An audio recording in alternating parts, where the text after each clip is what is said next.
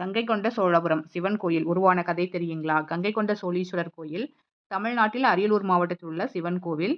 கங்கை கொண்ட சோழபுரம் என்ற ஊரில் முதலாம் ராஜேந்திர சோழனால் கட்டப்பட்டது. ஐராவதேஸ்வரர் கோயில், பெருவுடையார் கோயில், இக்கோயில் ஆகிய மூன்றும் சேர்ந்து சோழர்கள் காலத்தில் கட்டப்பட்ட காலத்தால் அழிக்க முடியாத சோழர் பெருங்கோயிலாகும். இத்தலம் திருவிசைப்பா, திருப்பல்லாண்டு திருத்தலங்களில் ஒன்றாகும். கங்கை ஆறு வரை படையெடுத்துச் சென்று வெற்றி பெற்றதன் நினைவாக கங்கை கொண்ட சோழபுரம் என்ற நகரத்தை முதலாம் ராஜேந்திரன் அமைத்து அங்கு இக்கோவிலை கட்டினார். இது பிற்காலத்து சோழர்களின் தலைநகரமாகவும் திகழ்ந்தது. இக்கோயிலானது சுற்றுலா தலமாகவும் திகழ்கிறது. இது வெறும் வழிபாட்டு தலம் மட்டுமல்ல, அதையும் விட மேலான ஒரு காவியம்.